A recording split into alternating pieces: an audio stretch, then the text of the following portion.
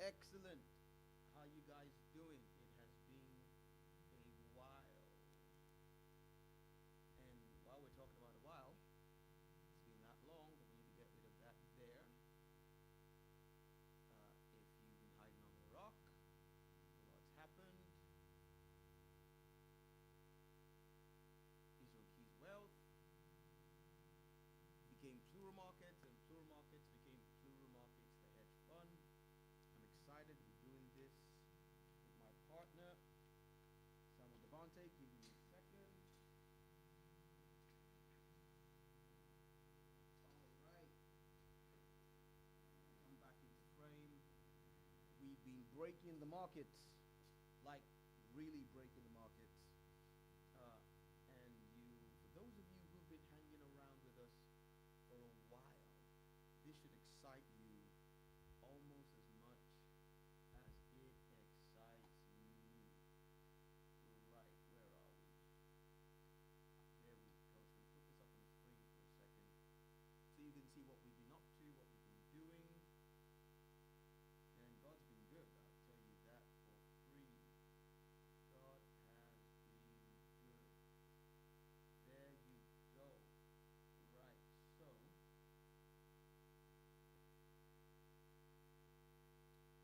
all right. The Market Breakers course slash academy is now live. And trust me when I say I am absolutely. 1 second, sorry guys. I've got to just change something real quick over here.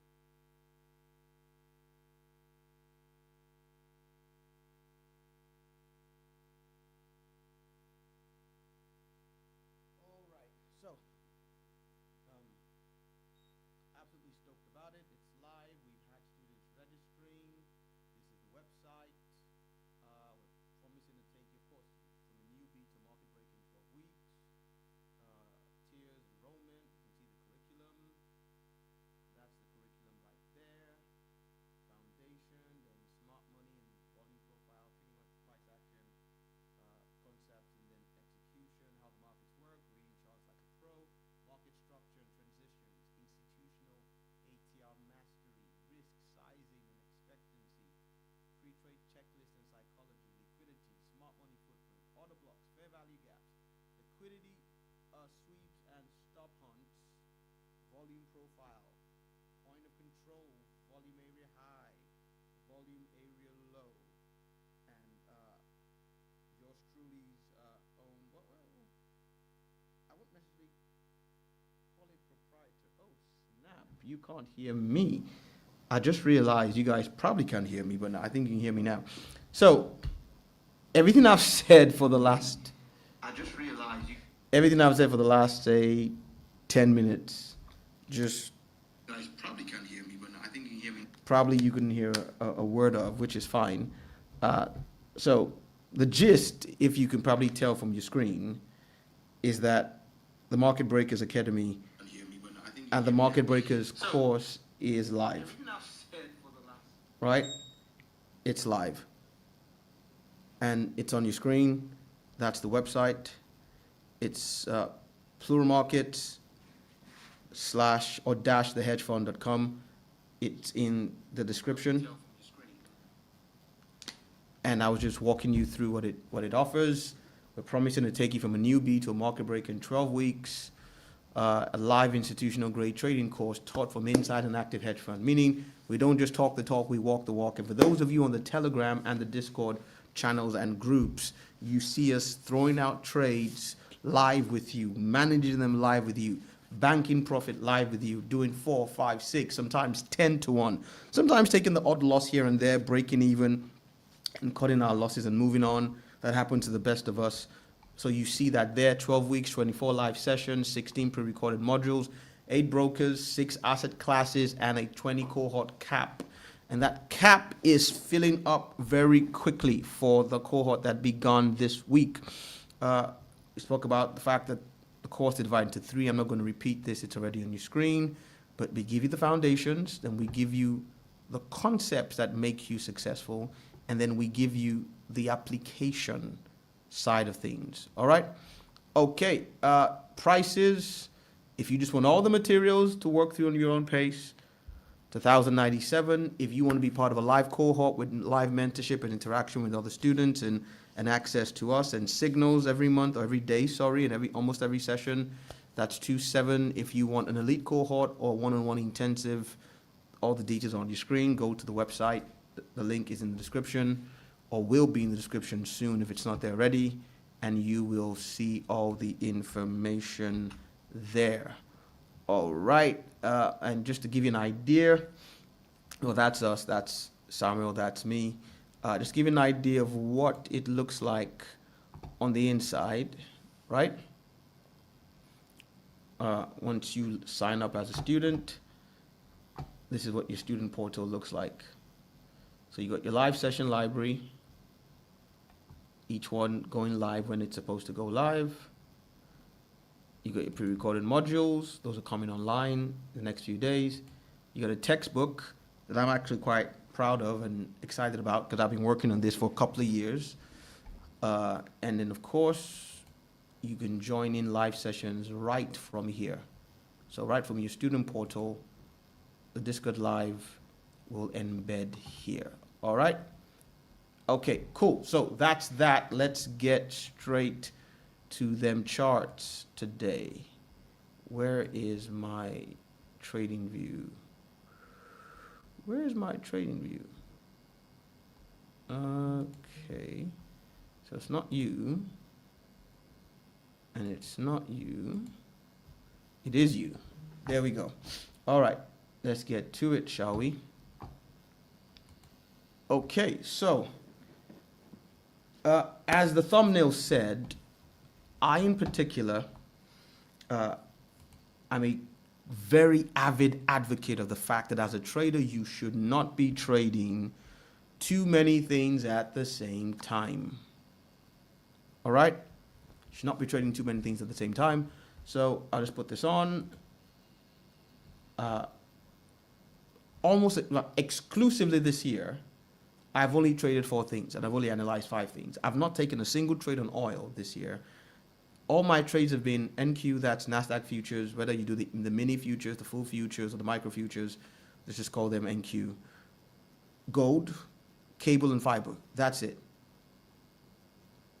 And in the last month, I've exclusively traded gold and cable. A small list of assets you trade helps you specialize and helps you become an expert in those assets. Extremely important. And so today we're going to be looking at NQ, so we're going to be looking at gold, and cable, and maybe NQ and fiber if we get to it. All right, so on your screen right now, also, exciting announcement for those of you in Telegram and Discord. I decided to let SD have his perch as the Scalper King, because he is the Scalper King, and I'm going to give it to him. I'm going to give him his crown, because that's his niche. I'm not a scalper by nature. I can scalp with the best of them, but it's just not the way I'm wired. And it's also not in line with my schedule. And so I'm going to be leaving that stuff to SD to bang out. And I'm going to be focusing moving forward on giving you my own setups, which are usually intraday and specifically intra-week setups. So we're going to be working off the 4-hour chart, and the lowest chart for these signals is going to be the 1-hour chart, sometimes at a 15-minute refinement. And so for those of you who, by the time the signal's in the group, we're in and we're out before you notice it, if you want a more slowly cooked life, come join me on the other side. Thanks, you can hear me now, good. So let's look at gold. And again, I'm not gonna drop anything below a 15-minute chart. SD has done a great job of that all week. I just want to show you what's happening on the macro. And even if you are a scalper, you really need to know, hey, love you, man, proud of you, and yeah, you're amazing. You know that. You know how I feel about you. Even if you're a scalper, you need to have some idea what's happening on some of the higher charts to be a successful trader, or you're just going to be caught in the winds of the markets back and forth and back and forth. So let me open a new. You know what? Let me shut that down. So let me open gold in a different broker on TradingView just so I have a clean chart with nothing on it. Excellent. There we go. Clean chart. There we go. Notice that each broker's candles are slightly different. Oh, actually, you can't see this clean chart. So now you can see the clean chart. There you go. So each broker's candles are slightly different, which is a risk, or not a risk, but a factor you have to take into account, especially when you follow an analysis or signal service like us, in that your broker's candles may start and stop at different times than the candles of whoever you're taking the signal or analysis from. But this is gold on the 4-hour chart. Now, this is what many of you are trading, 5 minutes, right? Now, notice, at the same resolution as the 4-hour chart, this is just to give you an example, and I love the way TradingView does this. Unlike MT4 and 5, it doesn't automatically resize the scale when you move from one time frame to the other. And I like this because this, right, this is the context captured on this scale. On this screen right now, at this scale, I have the context all the way back to 21st of May. If I drop down to a 5-minute chart, the same space can only take the context up until 1:30 a.m. this morning. Secondly, notice this is how flat this piece of price action is. Now, of course, I can go in here and blow this up, but all I've done is blow up a microscopic section of price. Now, I'll show you this because you guys really need to understand this. I'm going to put this box in here. 1 second. I'll take it as far back as this chart will let me. Right. So this here is a box of the entire price action on your screen. Right? This here captures the entire range of price action on the screen. Why is that important? I'm glad you asked. Give me a second.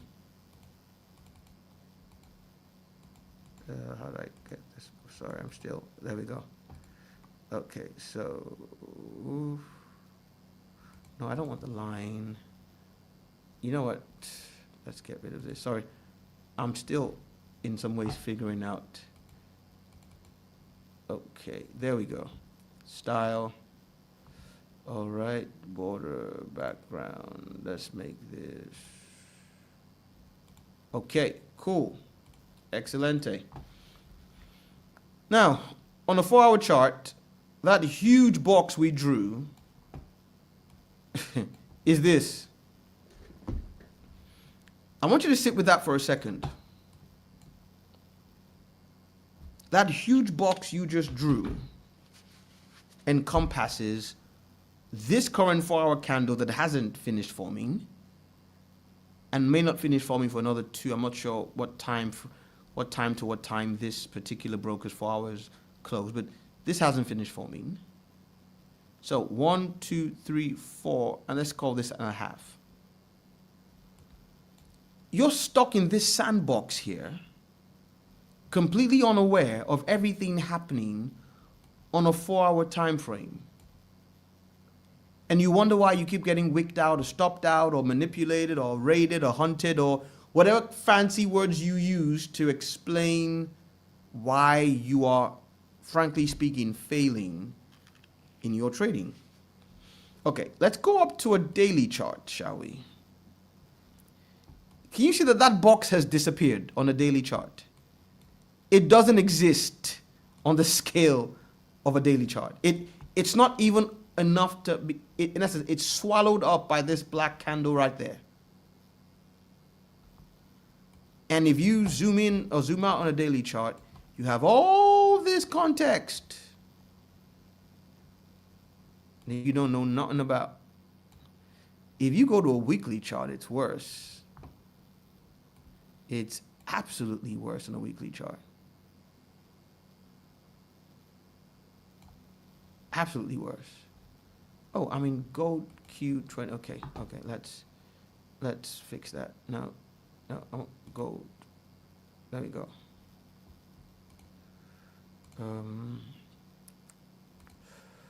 Okay, let's go. Let's say USD. Okay, let's do forex.com. So look at all this context. Now, right now on my chart, I have, right now goes at 472. This year, it's reached up as high as 5606.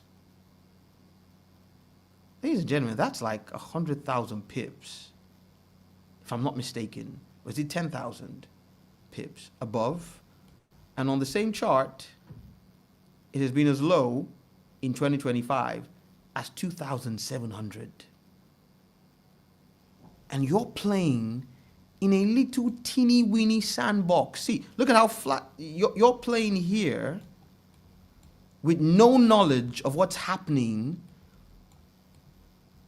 on a wider scale and wondering why you're not profitable. If you're a new trader, unless you are basically taking signals from a mentor, like we do for you, Plural, you shouldn't really be scalping because you don't know enough to scalp. You don't have enough context to be able to scalp. Now, before I go into the day's analysis, just to show you an example of what I'm talking about, I'm going to go in a 4-hour chart. I'm going to mark some levels real quick. And I haven't done this already. This is the first chart I've looked at all day. This is actually the first time I've opened a chart all day with you live. But I'm just going to mark out a few, right, levels. So this is today, right? This is the candle forming today. Okay, so let's mark out a few levels, shall we? Based on a 4-hour chart. Let's do array. Okay, so. All right, so this is where price opened today, right? It's been all the way back down and back up.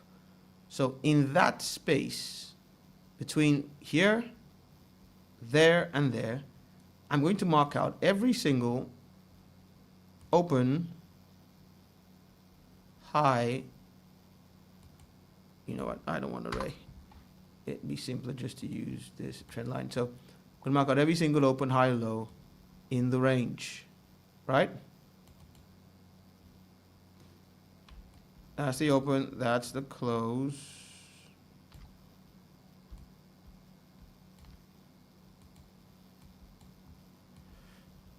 Let's put this guy here. You know what? I don't have time to do every single one. I'm just going to do as many as I can before I get bored. Where they overlap like this, and this, I'm just going to ignore. Okay. Ship this out. Okay. Let's do this one here. And let's do one more. If you look at your screen, there's several open highs, lows, and closes I could do, right? But I'm just going to do those ones, right? You know what? Let's do two more that are begging to be done. I'll take this two. I'll just split the difference between this two, that open and that close, and I'll pull it across. Okay, let's do one more. Let's do that open and that close. Okay, so all I've done is drawn lines on a 4-hour chart. Now imagine if these lines were from a weekly. Esther, you're right, these are the bus stops. And let me explain the bus stops. The bus stops are something I came up with. Now, when I say I came up with, I didn't invent it in that I didn't invent the open, high, low, and close of a candle. But aside from anything I ever learned from anyone else, this dawned on me for me. I didn't learn this from anyone. And I've studied Chris Laurie, ICT, looked at the work of Larry Williams, whatever. This was my own distillation. I'm sure other people have come up with it. This is my own way of looking at it. Price opens and closes and then gets to certain highs and lows in the course of a day, a session, a week, a month, a year, based on somebody with deep pockets deciding that's where price should be. When price closes some way on Monday, it's because someone with deep pockets or the balance, the aggregate of the people with deep pockets decided if it was shorting, that's where we stop. that's for low. If it was buying, that's where we stop. And then when it recedes, the receding stops at the close because someone says, okay, we've gone back far enough. And if the close of today and the open of tomorrow are different, it's because in overnight trading hours, someone with deep pockets also made a price call on what they think is a fair price. The higher the time frame, the deeper the pockets of the participants that decide where these key levels are. If you know where a central bank decided price should stop for the day, do you think the next time price comes back to that level, the next day, the next week, the next month, if someone with deep pockets is defending or attacking that level, I can guarantee there's going to be a reaction. And like I told you, I haven't looked at the chart today until I open this up with you, but I can almost bet my bottom dollar that when we go down to a 15 or 5-minute chart, let's go down to a 5-minute chart, the charts you like to play in, right? Okay, that's a 5-minute chart. Today started, well, London started, let's just mark 7 o'clock, right? Let's mark 7 o'clock in London, shall we? So this is 7 o'clock. Excellent. What's going on? Okay. What am I doing wrong? Oh, I need a vertical, sorry. I need a vertical line. Okay. So 7 o'clock in London. There we go. All right, so you opened up in 7 o'clock in London, a 5-minute chart. Let's see what happened. Were any of our lines respected? Well, price came all the way down. Notice that there was an almost unmitigated drop. And I missed out a few lines I could have drawn, you saw. But the first time we see a significant, or the second time we see a significant reaction, price is here. What does it do? It stays here, comes back down to this line, bounces back up, then breaks through that line. Where does it stop next? That line. Then it bounces back up, comes back down again, can't break it the second time. What do we see? A sharp displacement to the upside. And then, okay, these are a bit close together, but notice how some of these lines are respected almost to the pip. Look at that there. That's to the pip. That's almost to the pip. Look at that. Look at that. Look at that. Look at that. Look at just look. Look. We come back down, we come back up. Where do we go? Here. Can you see this? Now, I'm not even trying to teach you my theory. We call this the sensei model at Plural because it's a model I came up with. I'm not even trying to teach you that. Now I'm just trying to show you how a higher time frames levels are gold. And so even if you are a scalper, you should be learning how to trade the higher time frames, if not for your entry, at least for your trade ideas. I hope that's clear. All right, let us go. Let's look at some charts now. Object tree. Let's get rid of you and you and you and you and you and you and you. Okay. Excelente. So now I'm going to work out a couple of signals for you retroactively, admittedly, that you could have had over the last week retroactively, so that you can spot what happens proactively. Now, if the 4-hour chart is your signal chart, the weekly chart should be your levels chart. You go down now. In the MetaTrader had this right. TradingView is giving us too much variety. You don't need all these charts in your screen. You know why? Because the market makers and the big boys, the banks, are not using all these time frames. They're using the monthly, the weekly, the daily, the 4-hour, the 1 hour, the 15 minutes, sometimes the 30 minutes, the 5 and the 1. Pretty much the time frames on the MetaTrader 4 or 5 are the time frames institutions are using. And this is the rule. You want to have 3 charts or 3 time frames on your radar as a trader. One is just for levels. The other is for signals. The final is for entries. And you may have 1 or 2 in between. For instance, you can have a bias or directional bias time frame. I'm going to show you why you don't really need it, but if it helps you, you can have that. And then you can have a checking time frame. So for instance, I'll use the weekly as my levels, the 4 hours as my signal to show you what I'm about to show you today. I'll use the 15 minutes as my entry. Now, the 2 hour does not exist on MT4. And the 30 minutes, like I say, is a semi-time frame. I'm going to use 15 minutes. Now, I'll show you how to use a daily as a bias. Right? Okay. So, if I was going to be pedantic, I'd say you have to start at the weekly.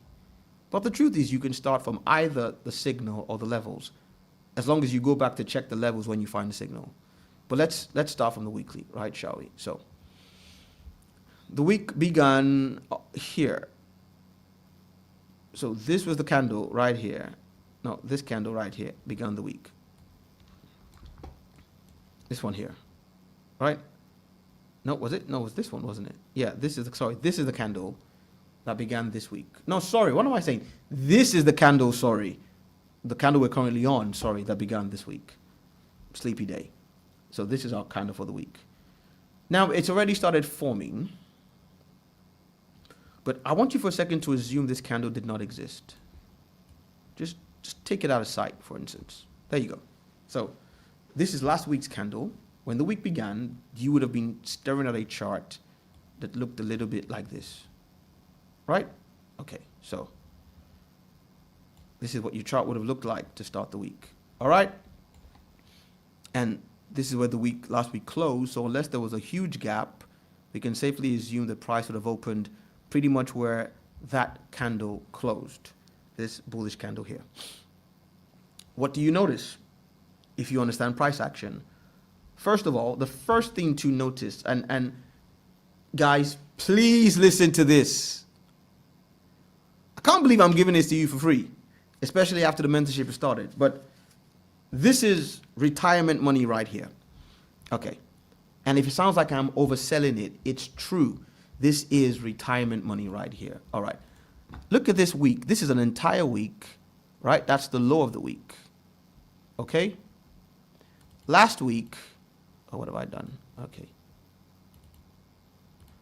You know what? I'm going to have to show that this week's candle so I can get this. Okay. So last week,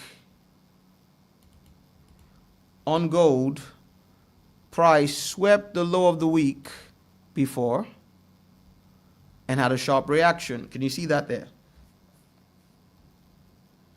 It took out the low of that week. Now, it hasn't quite taken out its high just yet, which is why I'd call this a grade A setup, not a grade 8 plus. I would really have loved to see this go. If that high had gone last week, and then we retraced back within the range, that screams buy. And a position trader would pretty much do this. Let me show you how a position trader would do this. He would have, now, that's assuming we've taken out the high. We haven't taken out the high, so stay with me. The signal's not ripe yet. But assuming we had taken out the high, the position trader would have just put his entry there, right? Put his stop loss beneath that low. Why? Because price is fractal, and this is what we saw. Actually, no, that's not the right one there. This here. All right, look at that. That's an order block right there. That's a weekly order block. How do I know it's a weekly order block? Well, first, there was a sharp reaction off here when price came into here. Sharp reaction, came back down, tapped into it again, and had another sharp reaction. And notice this, ladies and gentlemen, you have a weekly fair value gap. Look at that. Let's make this something stronger. There we go. You got a weekly fair value gap right there. So, for those of you who were asking me in the group the other day when I said I didn't see an order block on your screen and you were pulling your hair out, it's not an order block unless there is strong displacement of the level. Not every bearish candle before a bullish moves a bullish order block, and not every bullish candle before a bearish move is a bearish order block. It's an order block because the reaction of that level tells you there was what we call institutional sponsorship. There is a weighty, meaty, juicy push. Price doesn't hang around. There is an impetus that swings. And usually if it revisits quickly, there is an even or a second or even greater push. So when price comes back into that level, you can expect some sort of reaction. And what do you know? We came back in, took out a weekly low for anybody doing day trading and below is gold. And the body of this week, last week, engulfed the body of the week before. Now, we didn't take out the high. That's all I'm concerned about.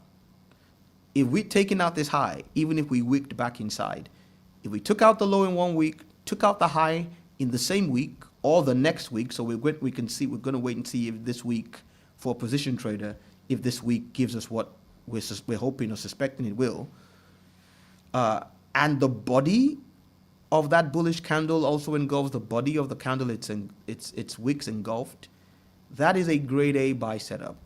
Right now it's only B plus, maybe A because we didn't take this out. But we're interested. Now, I can guarantee you that if you're a position trader, and SD's been shouting about this for weeks, right? I can guarantee you over the next 12 months, almost guarantee you over the next 12 months, that high is going to go. Between now and this time next year, I can almost guarantee you, pretty much between now and about April next year, that high is going to go. Why? Because it happens every year, almost every year, right? Okay. Look at where gold was last year. This is June. Where was gold June last year? It was down here. This is where gold was June last year. From June last year, it went from 3.3. This is July. June was about, okay, so the 30th of June. 3.368 all the way up this year to 5.608. Well, it's going to happen again. Maybe not that huge a swing, but I mean, this would give you 4-1. Now, 4-1 is a 400. No, 4-1, yes, is a 400% return on what you risk. Now, if you're doing 1%, that's 4% of your investment. That's better than it's better than a what you call it now. It's better than an ISA. But you can refine that. You put your stop loss here, because we don't expect this low to go. If that trade idea is going to work, juicy, yeah, SD, real juicy. If that trade idea is going to work, if this low goes, the idea is pretty much dead. So I've just adjusted that, and now 4-1 is 5.3-1. If I go into a 4-hour chart, which I'm going to show in a second, but let's just cheat on that real quick. This is the same price action on a 4-hour chart. Look at that. So instead of going in when we did, if you just went, let's assume you're a position trader, and you waited for this, in essence, you're still trading off the position levels, but you waited for that, and your stop loss is there. Now, let's just assume you're just going right now. Just right now. Right? Let's go back to a weekly chart to see what that gives us in the R&R. So that's the same target. We've just refined the entry. And now that's 10-1. Can you see that? That is now 10-1 just by refining that.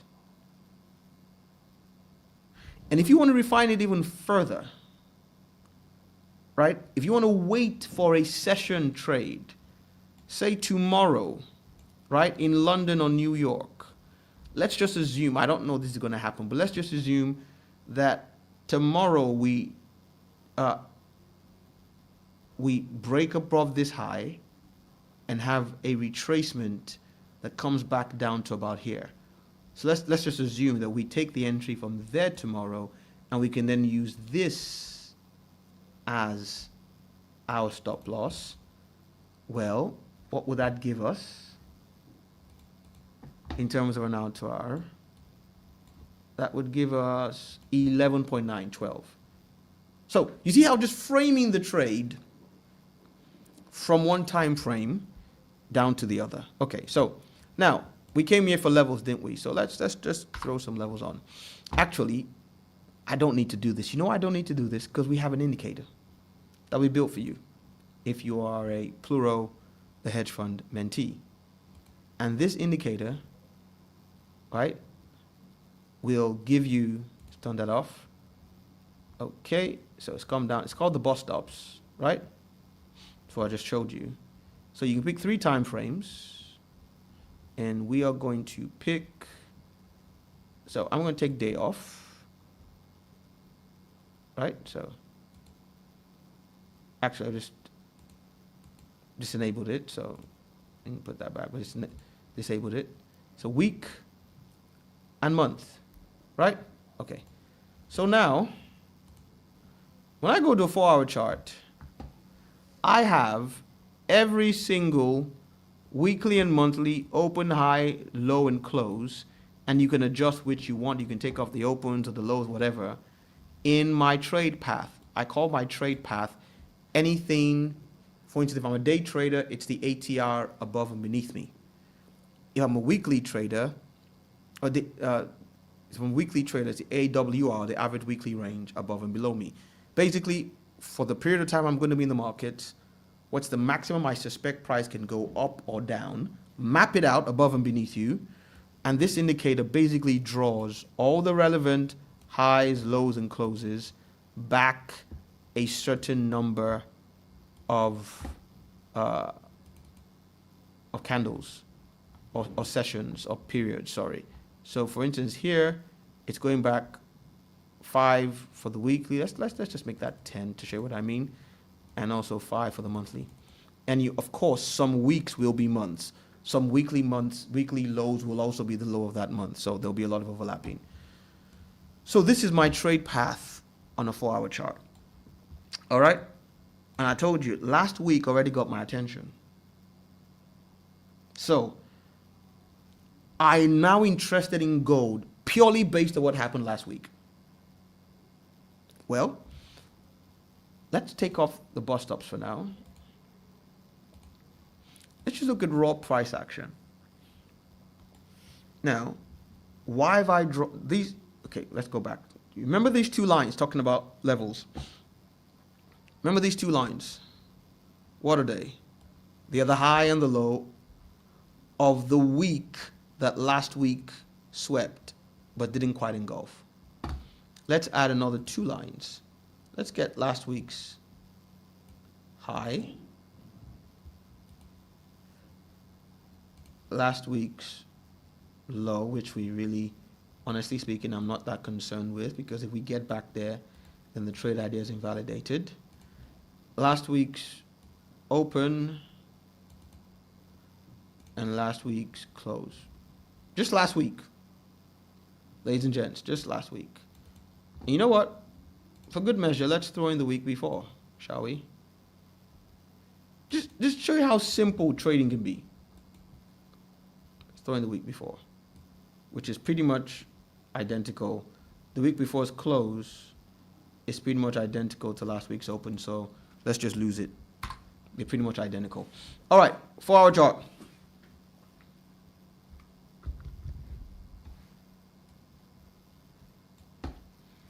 That's it.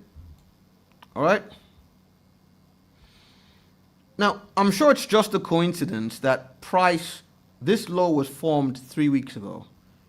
I'm sure it's a big coincidence that last week when price came back down, it pretty much touched it almost to the exact pip. I mean, I'm very sure that is just a coincidence. Secondly, this here was formed as the high of this week here. I'm sure that when price came back to it, that it wicked through it and was pushed back down. Again, just a coincidence. Even this level here, price initially blows through it, but oh wait, when it comes back down, it respects it, comes back up to this level here. So if you were to drop to a 5-minute chart, just scalping during the week, would it have been useful? Let's see. If you knew what you were doing. I mean, it looks like it to me. For instance, if you enter the trade down here and you put your profit target here. Good shout, isn't it? All right, so we have our levels. Now we're looking for our signal. I'm going to repeat the one. I've got 6 signature trade models that I use in my trading. 6. I'm going to just show you one because you have to find yours. And at the academy, we're going to teach you to find yours and then teach you to use it. All right? So let's go to the object tree first. We're going to come back down. I want to shut these down, just hide them, because I'm going to come back and put them on the chart.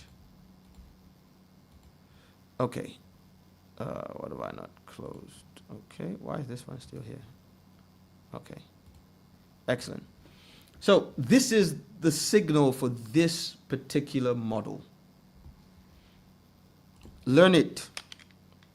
I'm giving it to you for free because I got it for free. Of the 6, this is the one that is the dearest to my heart because this is how I learned.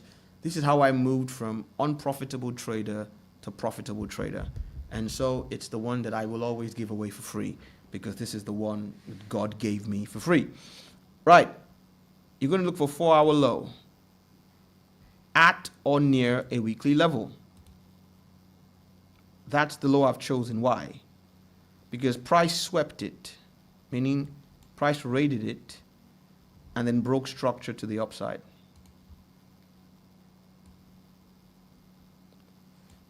You will notice that those 2 lines I have just drawn on a weekly chart are the high. Well, one of them is the low of the week, sorry, not one of them is the low of the week, so. All right? Now, on a 4-hour chart, it's any random low. But when you pair it with the weekly chart, that random low happens to be the low of a week. Now, you can see that here. I'll put in this weekly separators. So it'll divide my 4-hour chart into weeks. Right? These are the weeks. These red lines. No, sorry. These lines. No, hold on. Yeah. So you can see clearly these are the weeks. These are the, yeah. So this, 1 second. Is that is a week. Yeah, that's a, yeah. So took out the low of that week. And then took out a 4-hour high. The break of structure, the market structure shift, I'm using the old terminology, doesn't have to be a significant weekly level or higher time frame level, but it took out a significant higher time frame level and then changed structure. I'm going to put this back off. Ladies and gentlemen, this is your buy signal. This right here. These 2 things in concert. Let me put them on the screen for you. Okay. This here. Followed by this here. That's your buy signal. I'm just going to leave that on the screen for you to look at for a second. I told you this is retirement money. And don't take my word for it. Go back over the last 6 years, 10, 15. I started trading in 2007. That's 19 years. Go back as long as you care and ask yourself on a 4-hour chart, every single time the low of a week was swept, with a 4-hour break of structure to the upside, how many times did that prove to be a successful buy signal?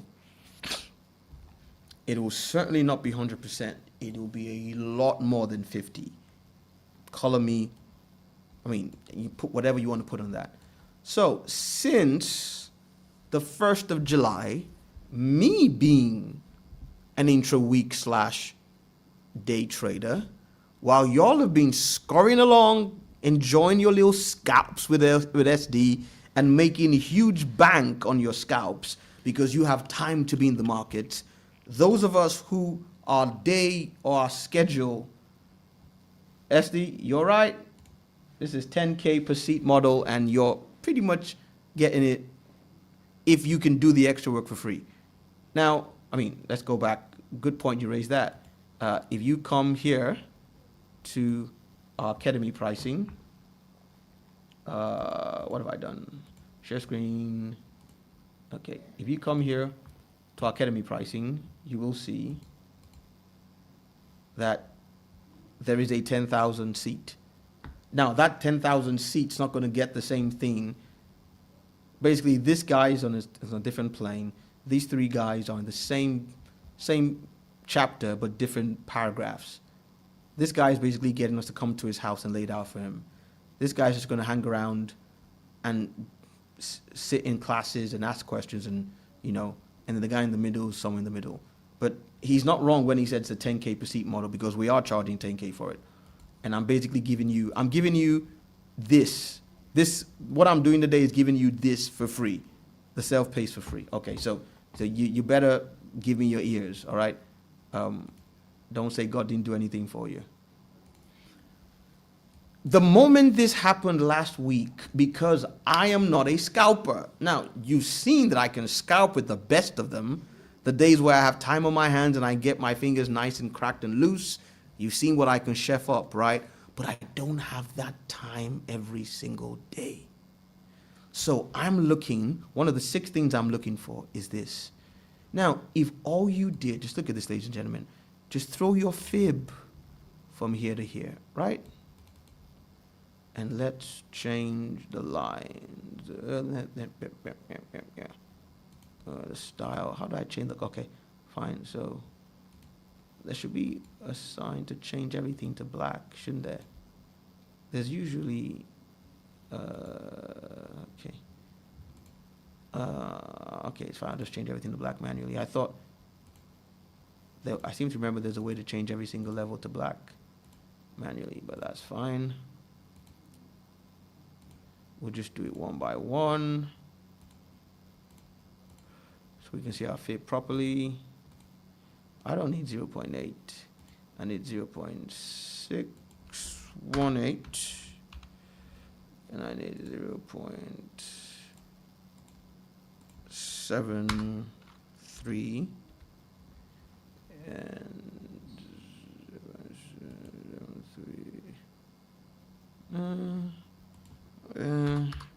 0.27 and 0.38. Okay, so let's have those as our levels of interest. Okay, and yeah, sorry, I want to also put that fib line in a color, a trend line. Okay, there we go. Excellent. Cool. So, if all you did, ladies and gentlemen, was draw your fib and get ready for a 618 entry. Oh, but I'm sure that is a coincidence, isn't it? Isn't it, ladies and gentlemen? That's just a coincidence that at the 618 level, what did we see? A 4-hour reaction. Now, if you just put your entry literally there, if you said I'm going to enter at the 618, right? I'm going to put my stop loss at the low. This is trading 101, right? And I'm going to ride it all the way back to that level. That is what you call a 1.6 hour to hour. That's your SD. My template's already saved. I just forgot to. Thanks for reminding me. So basically, the odds are, now nothing's guaranteed to work in trading, but the balance of the probability over the last 25 years, since retail traders have been trading in the levels we are, tells you that if you entered there, you guaranteed 1.6, not guaranteed, but all right. Now, this is where we go back to the weekly chart.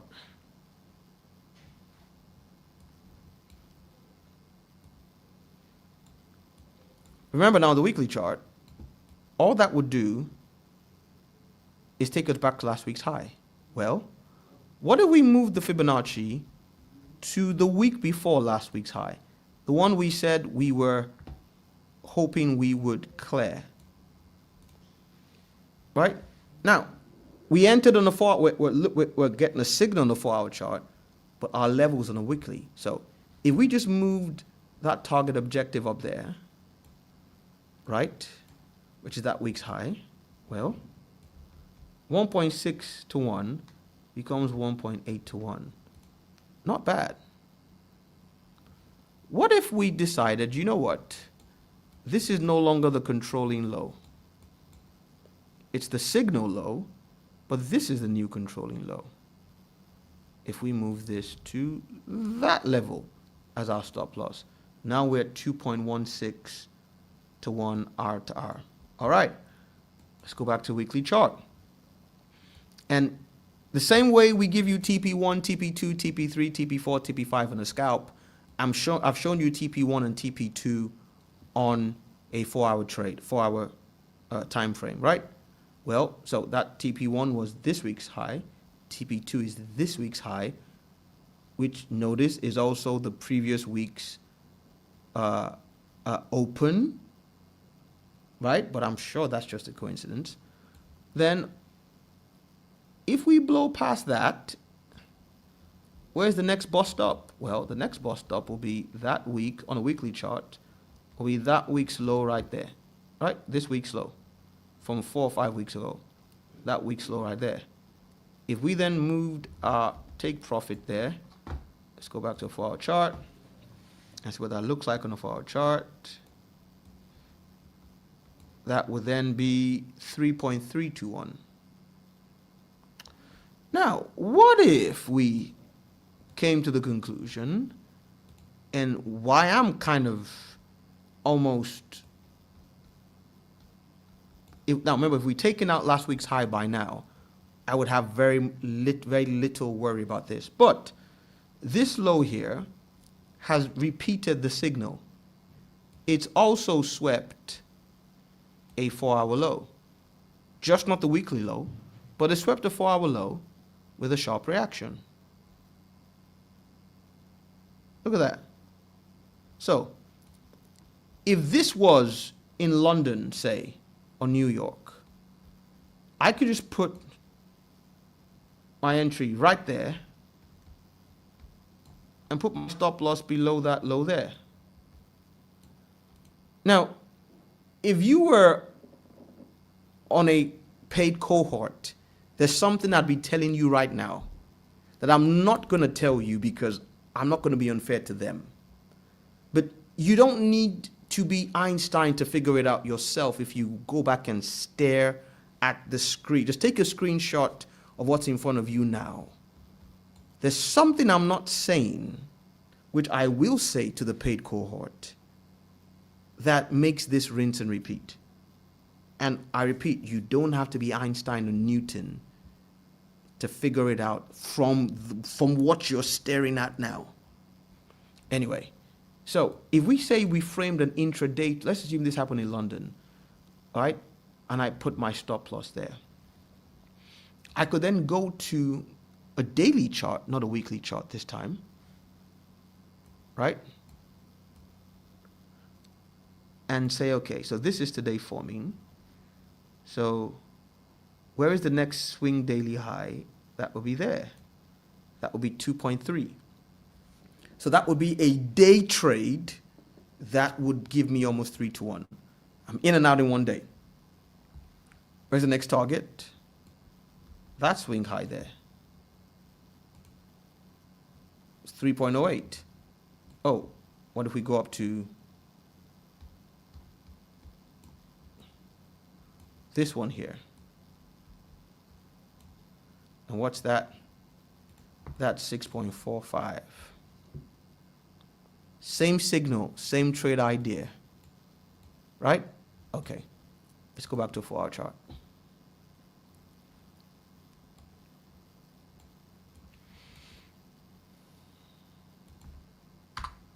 What if I say, no, I want to eat my cake and have it?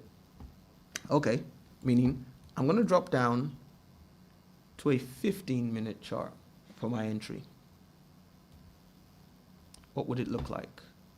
Well, that is what it would. Now, I mean, look at this. Can you see how the fib levels on a 15-minute chart? These are just the fib levels we drew, and all we did, right, is get the right, because you don't just draw fibs from every high to every low. We picked I just showed you how to do it institutionally. The right low, right? Why is it the right low? Because it rated this. And the right high. Why is it the right high?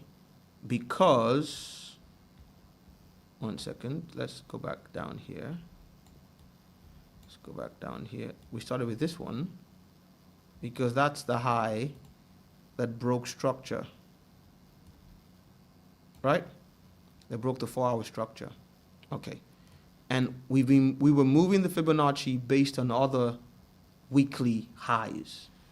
So every time we moved the Fibonacci, we didn't just move it randomly. We moved it to a level that would interest a bank or a hedge fund or some significant capital holder. But let's start with this one. Let's go back to 15-minute chart. So, and I told you this is the first time I've opened my charts all day. Ladies and gentlemen, do these look prophetic? Let's use the word prophetic. So that's the low that was rated. That's this thing here. That's the low that took it out. This is where it broke 4-hour structure. Notice it broke 15-minute structure much earlier. But look at what happened when it broke 15-minute structure. It came all the way back down to the point of origin. Almost. What happened when it broke 4-hour structure, it was a lot more aggressive to move. Look at that, right? All right, so this is the buy signal on the 15-minute chart. So from this point onwards, if I am, good to see Dr. Goke, if I am a position trade, not position trader, sorry, that's wrong. If I am an intra-week or intra-day trader or day trader, I'm looking for buys. All right, so from here, I'm looking for buys, right? All right, let's put in the weekly and daily separators.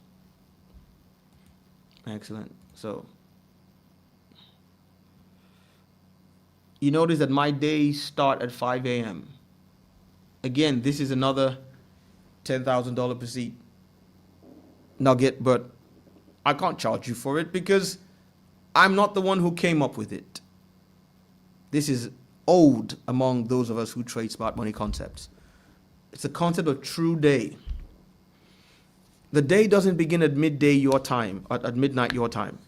It begins at the midnight that the entire trading world respects, right? The entire trading world has decided, meaning all the big money boys have decided that the time in New York is their idea of GMT. So the financial day really begins. The cycle of the financial day begins at whatever time it is at midnight in New York in your time zone. Write that down. Don't argue with it. Don't complain. Just accept it. It's older than your children, if not older than you. All right. Now, think of a day as a candle.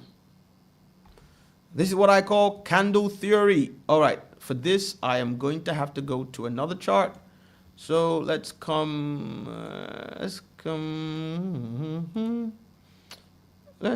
here. And again, let me find, now for this, I just need any asset to show you this. Again, guys, I really need you to, okay, I've taught with this one before. Let's do this. Okay, guys, I really need you to focus on this. Please, please, please give me your ears. Please, please, please, all right? For your sake. Okay. This is a daily chart, meaning every candle here represents 1 day of price action. I want you to see if you can spot something with me. Dr. Goke, you should remember this from 5 years ago. Pick almost any day. You will notice on a bullish day, so let's take this as a bullish day. Let's look for a standard bullish day. Okay, let's take this one. Price opens up down here, 9 times out of 10, the low will be formed first in a bullish day. 9 times out of 10 in a bullish day, in fact, 9.5 times out of 10, you will first form the low, then push up to form the high, then close back in that range to form the close. Today is the 6th of May. Let's find a closer day so we don't have to go back too far in the chart. Let's find a closer bullish day, shall we? Okay, so let's take this one or this one. You know what? Let's take this one. Even though the low is so, the wick is so short, but it's still a wick. So this is the 3rd of July. I'm telling you that 9 times out of 10, price opens, first forms the low on a bearish day, on a bullish day, then pushes up to form the high, then closes back. Let's look at that on a 1 hour chart. 3rd of July on a 1 hour chart. 3rd of July, where are you? Aha, 3rd of July. So let's put in the separators. Okay, so 3rd of July. This is Thursday. Okay. 2nd of July. This is Friday. Okay, so this is 3rd of July. So this is 3rd of July right here. No, not you. We want you. 3rd of July right here. All right, ladies and gents. And it closes here. All right, so let's put this there. So in between these two, let's go down the 50-minute chart so you can see it even clearer. 3rd of July. Aha, there we go. Okay, so remember I said the day opens and first finds the low. That's the low of the day. If it's a bullish day, 9 times out of 10, it will find the low before it finds the high. It's the same with the bullish week. Same with the bullish 4-hour candle. Think of 4-hour candles as kill zones, roughly. So just think of a 4-hour candle either as a live kill zone or the same amount of time as a kill zone in a dead zone, right? Even a 1-hour candle works the same. So when you're trading a lower time frame, you're trying to gauge what is the candle likely to form to 1 or 2 time frames above me, or maybe even 3. So if you have reason to believe that this day, Friday, was going to be a bullish day, okay, let's look at, I mean, we got Thursday here, don't we? Let's look at Thursday. Let's look at Thursday. Let's look at, it was bullish as well, wasn't it? Okay, so what happened on Thursday? Price opened up and found the low. Look at that. It first found the low. Then it found the high.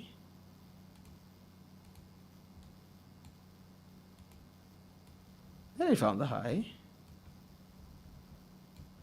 And then it then found a retracement to close. So this candle will have looked something like this. That's the high there. No, what am I saying? That's the high there.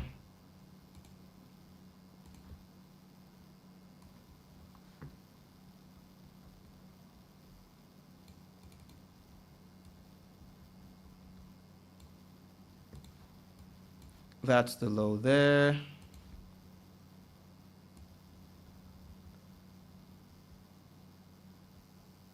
Now, I'm not going to draw the open or the close because I'm using what we call true day, not the actual candles day. But if we go back down to a daily chart for the 2nd of July, we will see, I'm going to wrap this up in a bit, guys. I know I've been going on a lot, but okay, so fine. 2nd of July, where are you? Okay, cool. So that was the high, that was the low, true day, but you get the point. So you're trying to gauge if it's going to be a bearish day. We're going to open up here. We should go up, find support, then drop to the low of the day, then come back into the range and close. And your job as a trader is to find the meet between here and here. You don't need to pick the high or the low. You can sometimes using the tools you learn from us. But that's not what makes you the money. Can you get in the trade here and get out here? Just think about that now. If this was your trade path on this day, on say on a 50-minute time frame, right? If you short position, if you got in here, right? So if you waited for price to form what you thought was the low of the day, come back up to the open and get in at just above the open, put your stop loss at the close and ride it. Let's assume you came out at what turned out to be the close of the day. That's 3-1. Just look at that on the 50-minute chart. And this is one of, I told you I got 6 of them. This is the juice behind one of them. Look at this. So this is where price opened based on the candle of the day. It came up to form what turned out to be the high of the day. And then there is this engulfing candle here. If you got in here, just as it engulfed that candle and put your stop loss there, right? And you stayed all this way in the trade, but then it came back to the close of the day, which would have been about here, and you got out there. That's 3.36 to 1. Just look at that. And then all you need to do is repeat tomorrow. If this was the close of the day on UTC, not true day, but not, this is midnight my time, right? So this was the close of this day, right? That also makes it the start of the next day. If I then got in here the next day, when price opened up, formed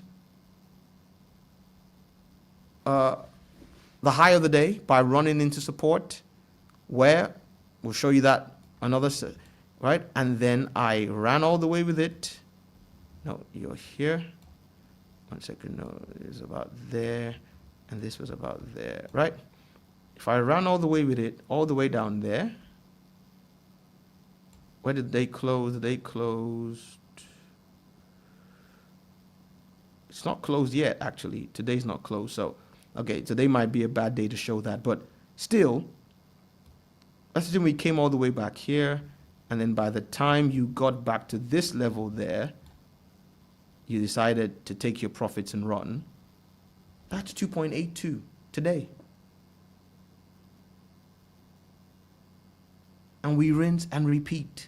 Now, going back to what I was showing you on gold, because I haven't forgotten why I came up with this. So, this is where the signal formed on the 4-hour chart in gold on Wednesday last week.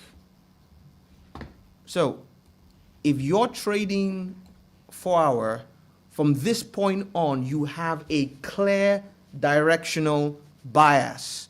You are only interested in longs until the next time you see the opposite happen. And I've just given away half of the thing I said I wanted you to figure out on your own, just half of it. If this was the signal, what was the signal? If the signal was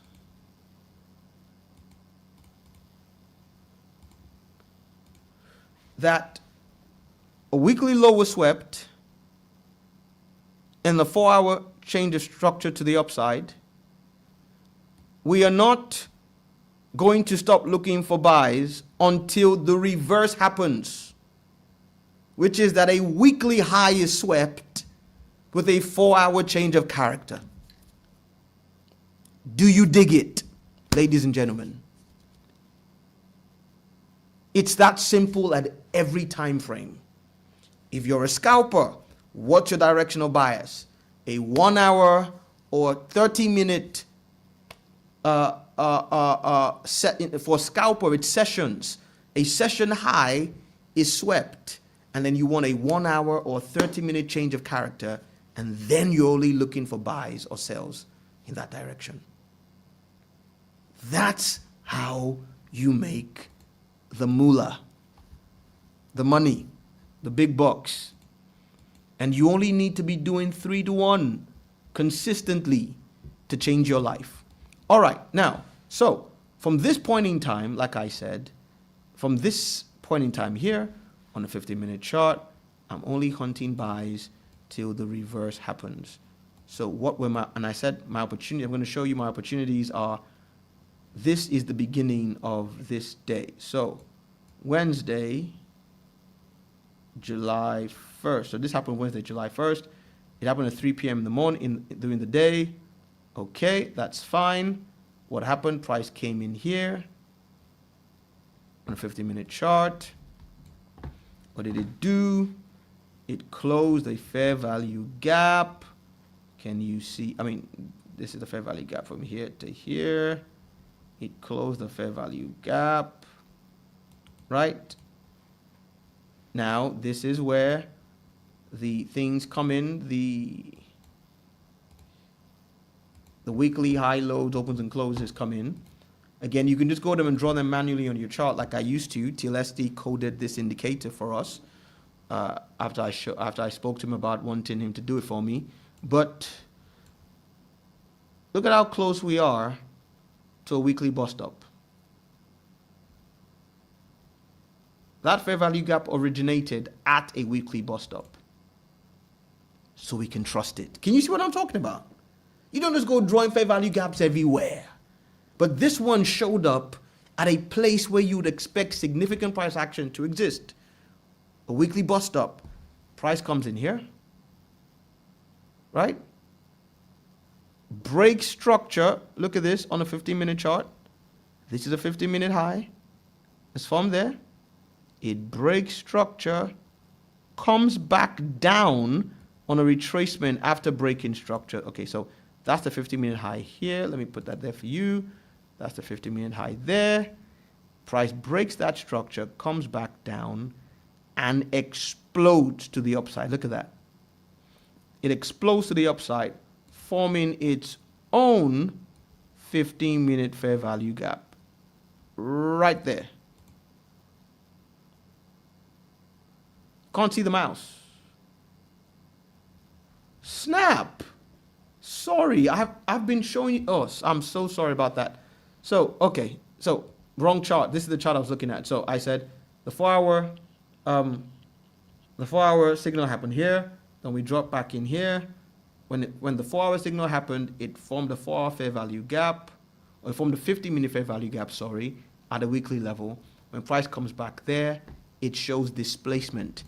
Order blocks, fair value gaps, all these things mean nothing without displacement. What is displacement?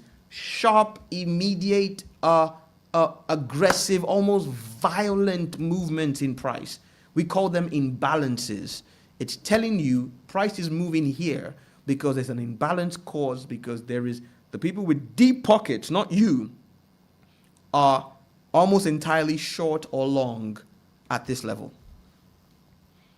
And what happens when more people want something than the thing is available? Prices go up. The same happens the other way. What happens when more people want to sell something than people want to buy? The prices go down because it's an auction. People start undercutting. I want to sell this at $100, but no one wants to buy it. I'll offer it at 90. You don't buy it, I'll offer it at 80 until I find a buyer. The same thing. I want to sell something at 50. Two of you want to buy. You say 50, he says 60. I look back at you. Can I get 70? Yes. Can I get 80? And I keep playing you off because the price keeps rising because more and more people want to buy. And I'm going to keep raising that price until I reach a point where there is equilibrium, where buyers and sellers are now equally placed and there is almost just as much demand as there is supply. We see that on a price chart by aggressive displacement. When price just moves very quickly. And that's what a fair value gap is. It moved too quickly that we left behind some potential buyers. And so we now need to go back down to that price to pick them up and go again. So 4-hour signal, price retraces into this. This is a huge amount of buying inefficiency. This candle and this candle are just one big fair value gap, you could argue. But if we take just this one, this is it here. It comes back in here, right? And then forms a 50-minute high, blows through it, comes back, that holds, and blows through it again. Ladies and gentlemen, this is your entry. The close of this candle here is your entry. Now, you could have waited for it to come back down inside if you're a brave man, and more power to you. But if you want to be conservative, but also make sure you don't miss that move, that's your entry. Your stop loss is either that low there. That's the aggressive stop loss. Actually, the aggressive stop loss is this candle right here. If you're scalping, it's that candle back up to the level of the 4-hour break or change of structure. Can you see that? This is how I scalp when I have time to scalp. That's 3.7 to 1 in 1, 2, 3, 4, 5, 6, 7, 8, 9, 10, 11, 12, 13, 14, 15, 16, 17, 18, 19, 20, roughly, let's call it a day. So I probably would have closed this scalp here for the day when it kept dancing around. That would still have given me a nice 2 to 1. But if you put it in there, that's fine. Now you could put it at the bottom of this low there, or you could put it all the way down at the bottom of this fair value gap. You could even take this low. That's up to you. The way I would trade is this low here, because this candle's displacement proves this low held, and then this going again proves it held, and it's not too far from there. So, okay. Now, remember I took my signal on the 4-hour chart. So where should my 4-hour exit be? This is how you get big gains. On a 4-hour chart, where should my exit be? Well, the signal was take out a weekly low, change the structure to the upside. Where am I targeting? My first target is the next 4-hour high. That's right there. And that's 4-hour high from the past. Right? That's this one here. Let's draw it in. Let's put it in green to tell us it's a high. Let's put it in green. So, all right, let's go back down 15. So that would have been a very reasonable target objective based on it's a 4-hour signal, so we should have a 4-hour exit. The fact that we had a 50-minute entry is to our advantage. And we would have got there the very next day for 6 to 1. The very next day. The signal happened at 3 on Wednesday. Our entry, okay, we may not have taken, well, actually, it's gold. So you take, in gold, you can take entries 24/7, right? Gold doesn't, quote unquote, have a poor Asian session. But okay, let's assume you were asleep and didn't get this because it happened during the Asian session. If you're an Asian session trader, gold is one of the things you need to have in your toolkit. So you got in at just before midnight and you hit target at 2:45 the next day. Okay, we'll forgive you. You were not trading during Asia. It's not your thing. All right, so what's true day on Thursday? That's 5. Because we're currently 5 hours ahead of New York. So that's true day. This is the beginning of the day where the financial markets really matter. All right. Remember, we're in a buy protocol. The day opens, we're looking for the low of the day. Well, this turned out to be the low of the day. Just look at this, please. Look at this, right? According to true day, this is the low of the day. But this was where the day opened. So let's draw the line where price was when the day opened. Price was there. Can you see that? I'm going to put that in black because it's neither a high or low. So this is where, this line here is where price opened at midnight in New York. It then came all the way down here. The moment it closes above that line again, we assume we have put in the low of the day. Listen, pay attention now, right? Remember, true day is New York midnight, right? So, where was price at New York midnight? 1 second. Someone's trying to get a hold of me. One of my staff trying to get a hold of me. So, where was price at New York midnight? It was, that's the line of New York midnight, 5 a.m. our time.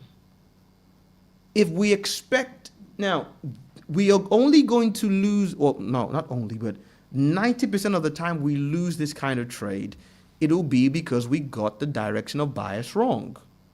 And when we get it wrong, we're losing 1%.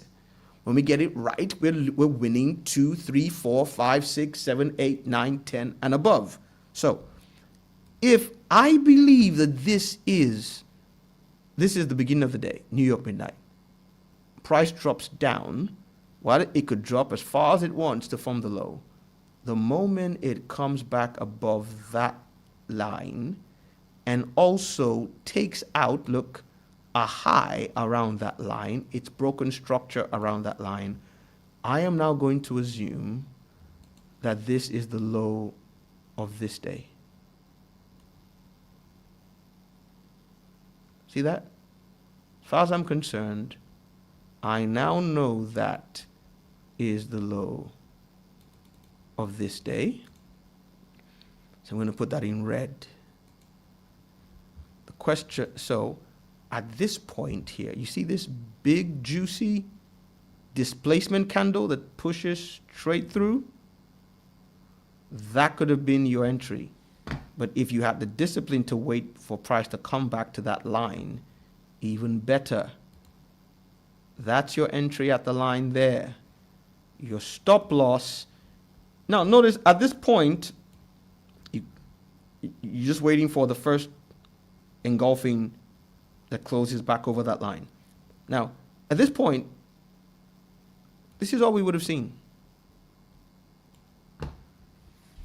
So you're not, and this is where many of you struggle, because you have to trade probabilities, not certainties. There's no certainties in the market.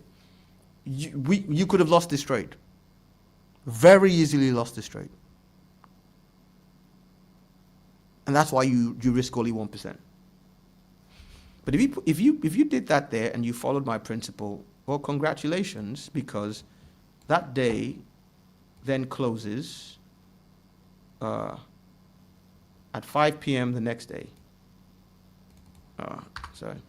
So 5 p.m. the next day is the end of that day according to the financial markets. 5 a.m., sorry, meaning midnight New York. Well, ladies and gentlemen, if you stayed in that trade all the way, now I'm not saying you should. I mean, there's reasons why you should have come out earlier on a normal day. Today, that day just happened to be a nice form fit. But if you stayed in the trade all that day, well, ladies and gentlemen, congratulations, you made 6.7%.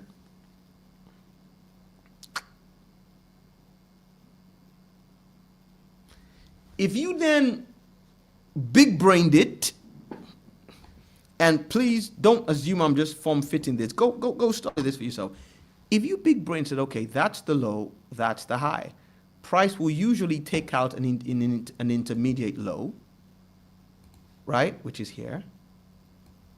So when you hear me say things on the group like, I'm waiting for an intermediate, a liquidity sweep or this or that or that or the other, this is what I'm talking about.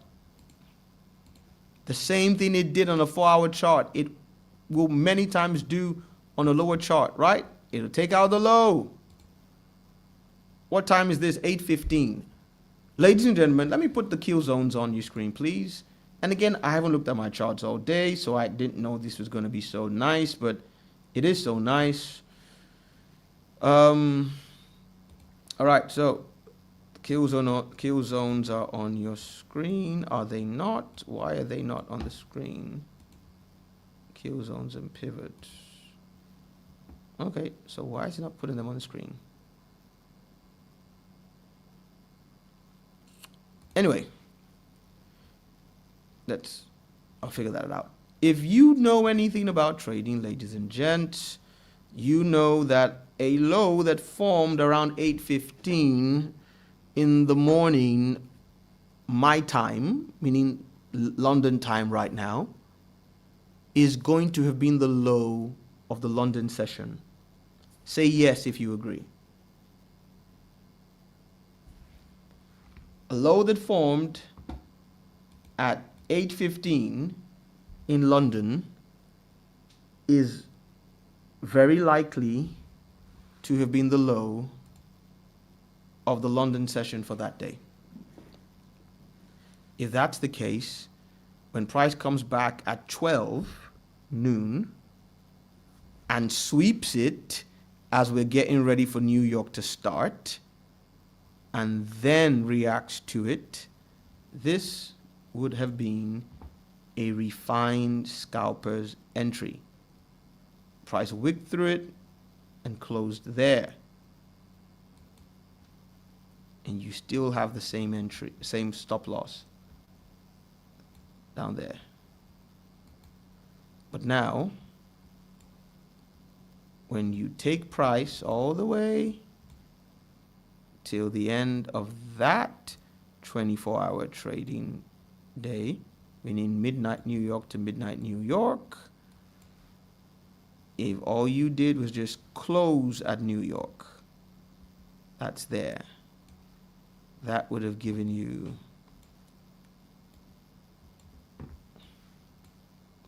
$12-1. But you didn't have to just hope and hold the trade. Let's go back to a 4-hour chart. Remember, we're using 4-hour levels to get out. Well, what happened on a 4-hour chart at that level? What happened at that level? Well, there's several things I can see. This here is one of them. Right? Secondly, there is a 4-hour order block there, which eventually got violated, but you could decided to stop there. But finally, the order block that eventually held on a 4-hour chart was this one. And why was it a significant one? Because it was an order block that had a 4-hour high sitting in it. And this 4-hour high, let's put it in green, was rated. And so this is textbook. There's a high or a low sitting in an order block. Price raids that high or low, but stays in the order block and then falls. And so it engulfed here. The point at which it basically takes out the low of this 4-hour candle would have been your signal to get out. In essence, you would have given up all this extra profit, which happens sometimes because this could have kept on going for 2 days.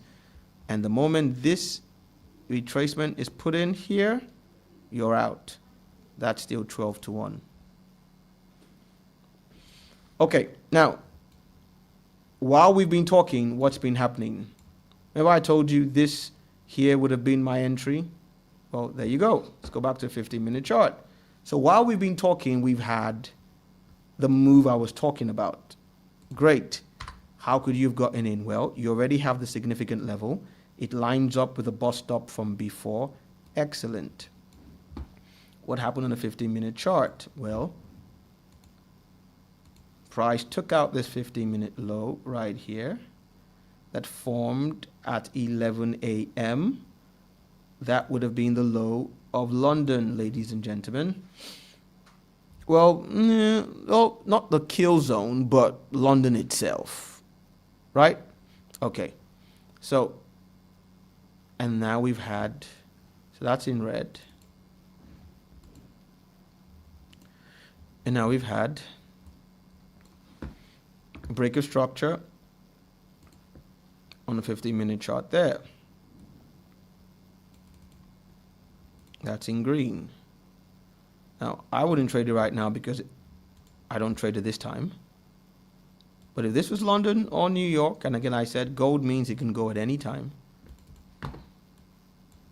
What are the odds that price puts in a fib retracement? Wherever, let's assume it goes up, wherever it stops eventually. Look for anything below 50%, 61.8, and potentially a move. But anyway, like I said, right now, we are hunting longs in gold.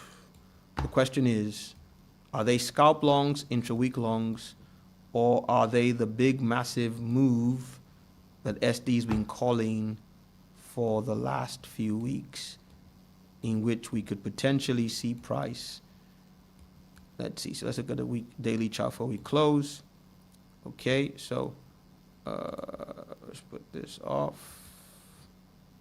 So on a daily chart, price is taken out. The same principles apply, ladies and gentlemen. It's taking out that daily low right there. I'm not even showing them. Okay, let me show them that. Let me show them that. Because I intentionally did not do volume today, because many of them are still newbies where volume's concerned. But if we put the volume profile in and set it on the monthly level, all right?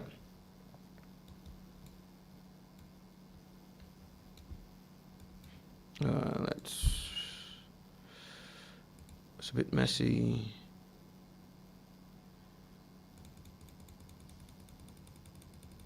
Let's get rid of all of this for now. Okay, so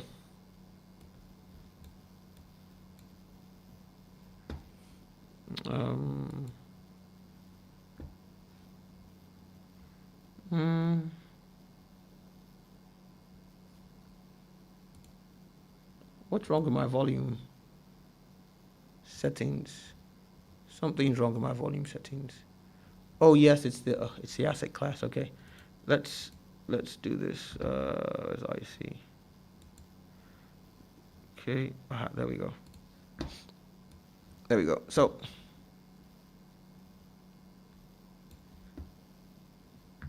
yeah.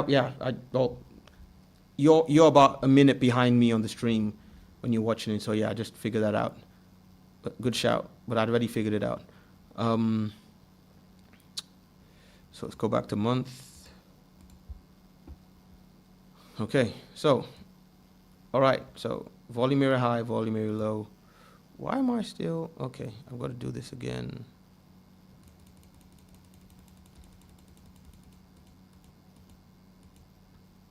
Okay, so that's the level there on a daily chart. So now we're creating a confluence between naked price action and volume profile, right? All right. And I said to you that this low there, that was the volume area low for this particular month, right?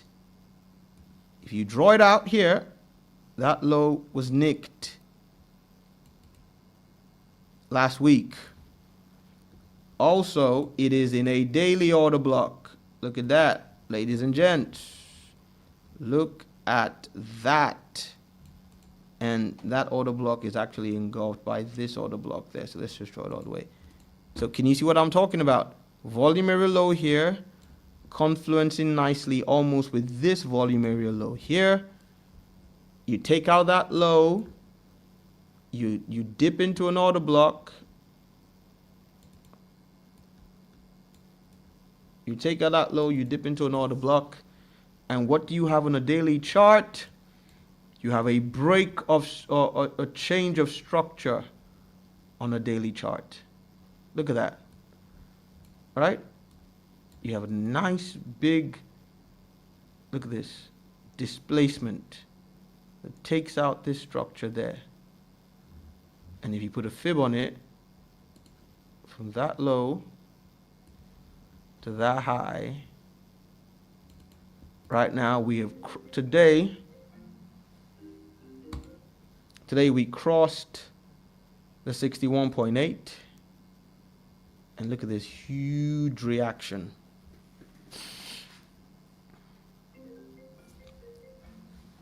Look at that huge reaction, right?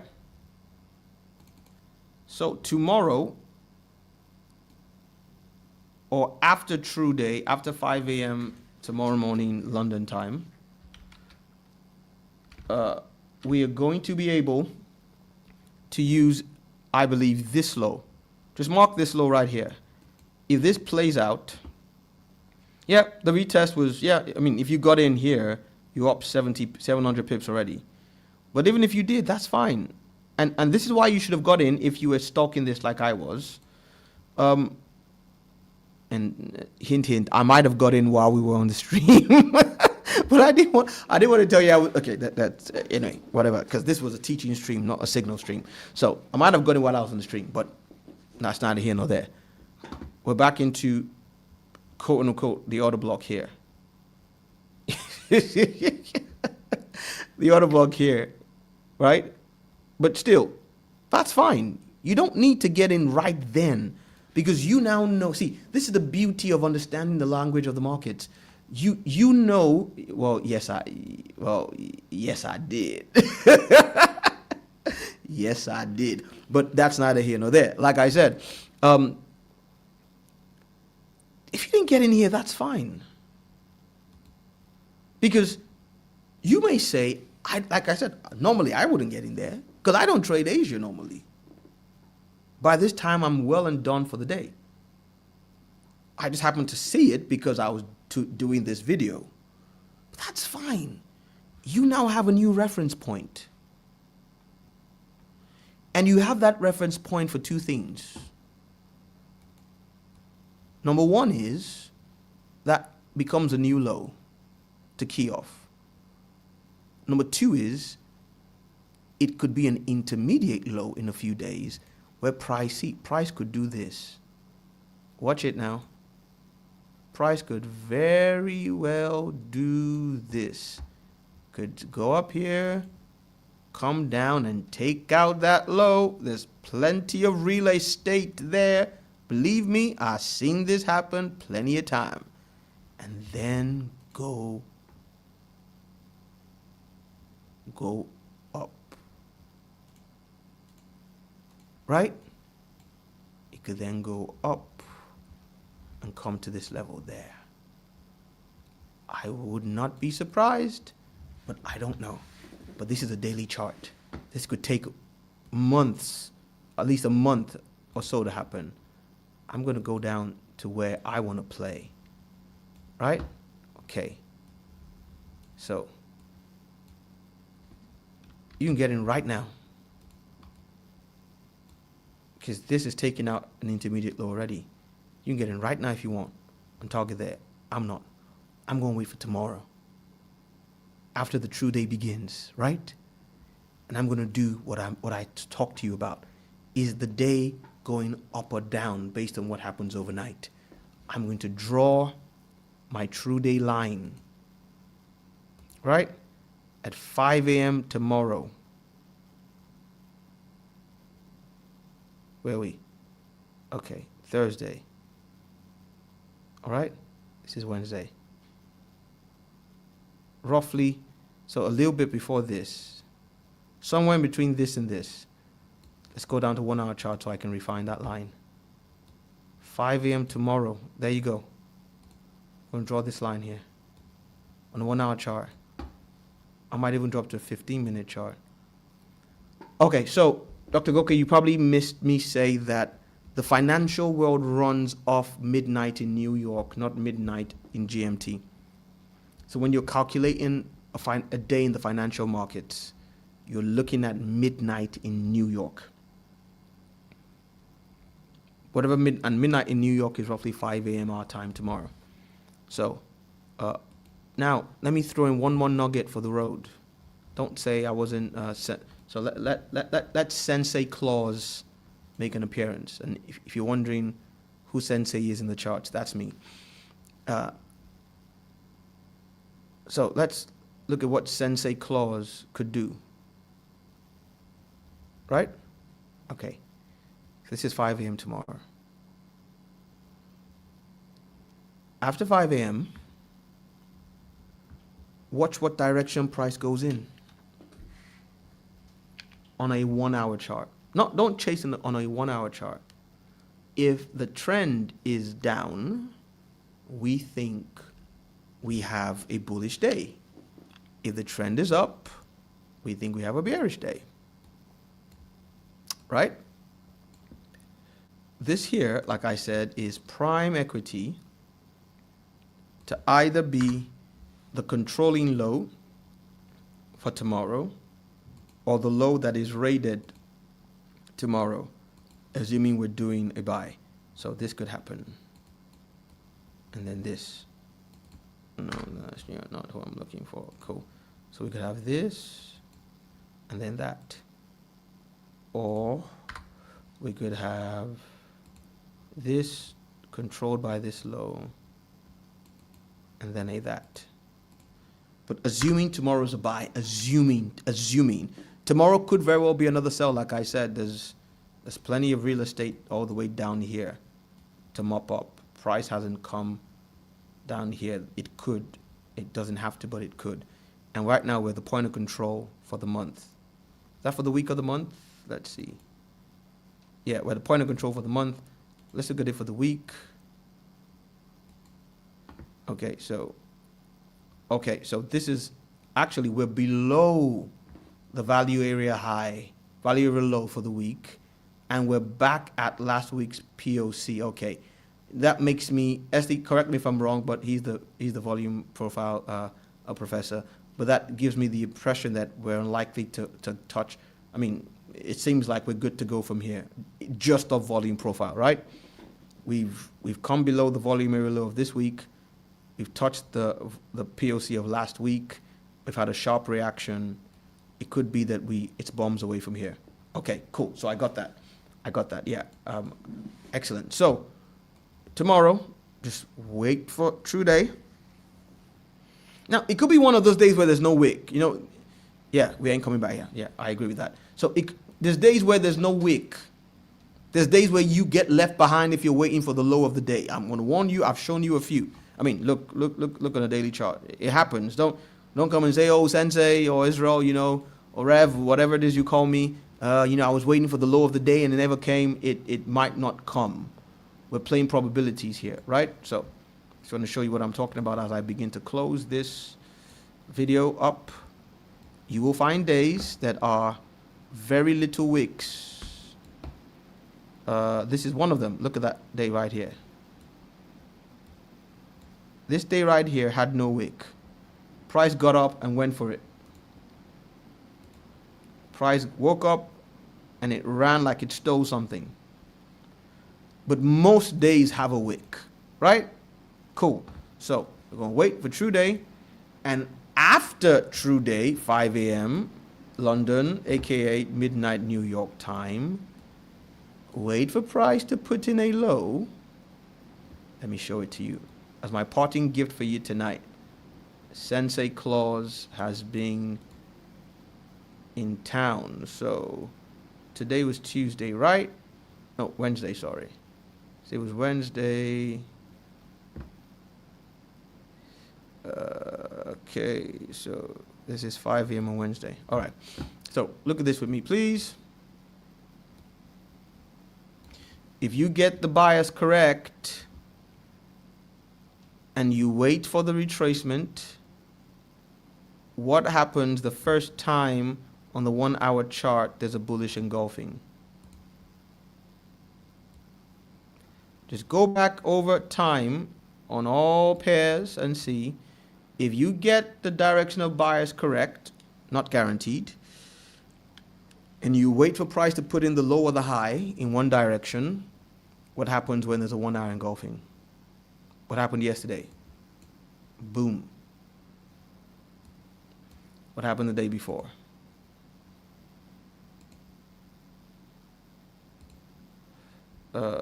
Tuesday. True day. Okay. What happened the day before? Right? Now, you want a 1 hour engulfing. So this is price, right? It's gone. And oh, by the way, you should know that you expect the low or high of the day to be formed by either an order block or a fair value gap. I should have said that before. Either external range liquidity or internal range liquidity. An order block is external range liquidity, meaning you're going over a high or a low into an order block. A fair value gap, in essence, this high formed of this order block here. This high formed of this fair value gap there. But what happens when there is a 1 hour engulfing? Somebody say cha-ching. So in essence, you did not need to wait for price to come back down to the open of the day to take this trade. The first 1 hour engulfing in the right direction will work 75% of the time. It happened there. I'll show you one more and I'll get ready to close. True day here. So, well, this was a range day, so that doesn't really count. That day didn't have a clear directional bias. Okay, what's true day here? 502. Okay. Well, we opened up here. You took that here, you would have lost the trade. But then again, why would you take it here? Because this was just going sideways. It did not take out any liquidity or fair value gap the day before. If you apply that principle, you wait till it took out this. Okay, now you trust the 1 hour engulfing. You put your stop loss here, you get wicked out for 1%, you re-enter, again, put your stop loss there, and you get your nice little 3-to-1, 4-to-1 payout. Same thing the other way. I'll let you go do that math all by yourself. So, all right, I'll see you tomorrow, 5 a.m. London/Lagos time. So when you see SD at 5 a.m. saying buys, he's not just pulling it out of the air. All right? Okay, so as we close, SD says, Leo Gem price and the volume profile most times will hit its level, fail on purpose to induce, then break back up inside the value area. Okay, that's the sign signal for failed auction setup. Very true. If that doesn't make any sense to you, join the Market Breakers course. With that, getting the trend away from the lower high, you just cannot miss the retest. Exactly. This is from 5 minute all the way to a monthly or yearly or decade, depending on your style of trading. Truer words were never spoken. So, ladies and gentlemen, boys and girls, one second. We close as usual with some music. We close with some tunes, with some soul, with some rah-rah. You know how we do. All right, so ladies and gentlemen, boys and girls, I hope with this, like we used to say, debating in Nigeria back in the day when I was growing up, with this few points of mine, I've been able to convince you and not confuse you that you should be applying these principles in the market. They're not rigged. Trading's not a scam. You just don't know what to do. And that's why your best course of action, if you don't know what to do, is to find someone who does know what to do and pay him severely beneath market value to make sure that someday you know what to do. All right, and if that's your play, then this is what you should be looking at. All right, Market Breakers course /academy. We're going to take you from newbie to market breaker, or failed or unprofitable trader to market breaker in 12 weeks. So I've pretty much used almost every single principle from this list intentionally. I've shown you how markets work, shown you how to read the charts, talked about market structure, I talked about ATR, average trading range, be above and beneath you. I haven't talked about risk. Well, I talked about risk and size in 1%. I've talked about expectancy, your target profile. We've not looked at the pre-trade checklist, but you can put that together from what I've shown you. We've talked about liquidity, smart money footprint. I've shown you order blocks and fair value gaps, liquidity sweeps, stop hunts. We've looked at volume profile. I've shown you the bust stops. I've talked about why the setup I showed you potentially happening tomorrow is an A, not an A plus. And I told you why it wasn't an A plus. I've talked about the daily routine. Talked about, okay, so the live group trading, that's going to happen tomorrow on Telegram at 5 a.m. like it does every day. So you see why the signals start coming at 5 a.m.? Why SD is usually warming up, to use his words, warming up the account at 5 a.m. Not 4, not 6, that's why. When I start my signal service for the 4 hours of my signal, or my part of our signal service on the 4 and 1 hours, I'm going to be using the Sensei decision framework, which I pretty much showed you a little bit of today.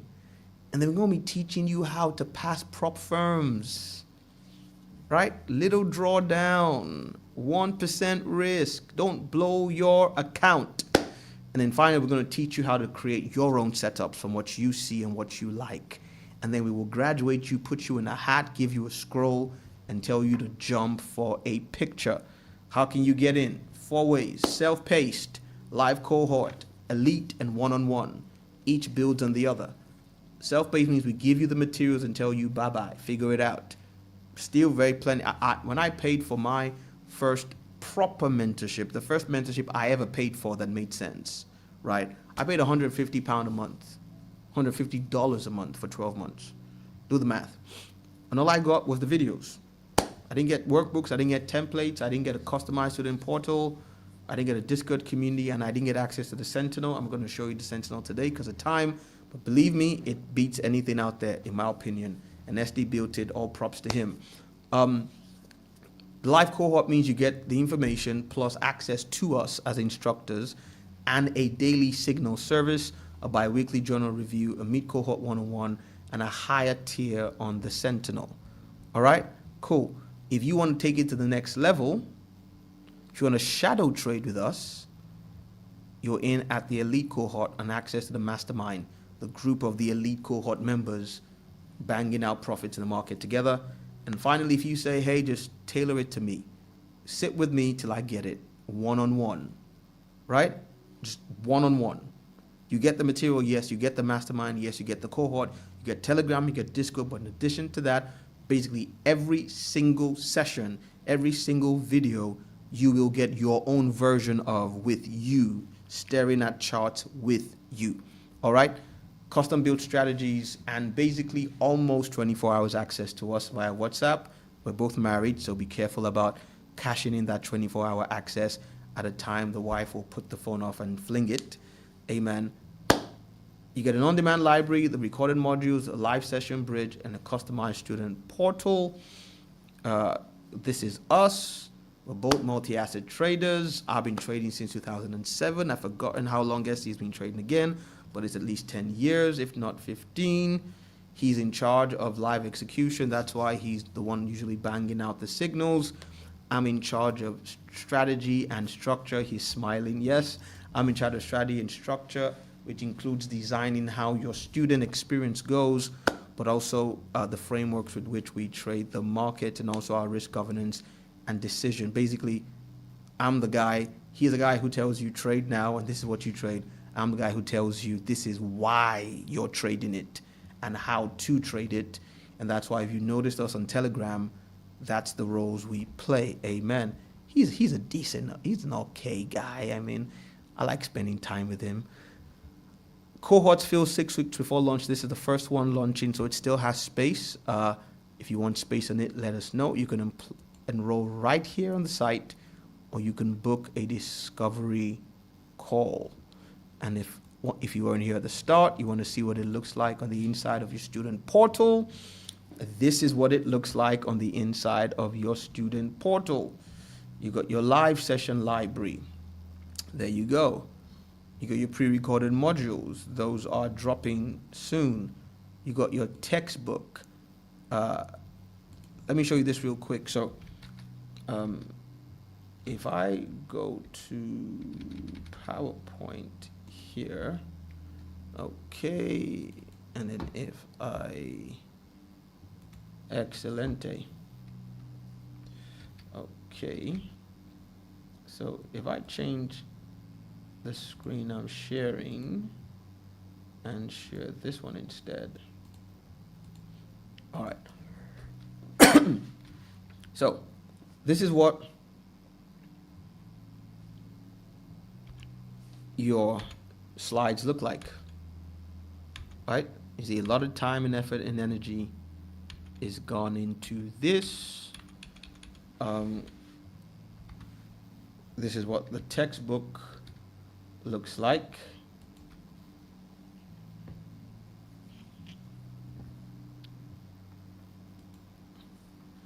So to give you an example,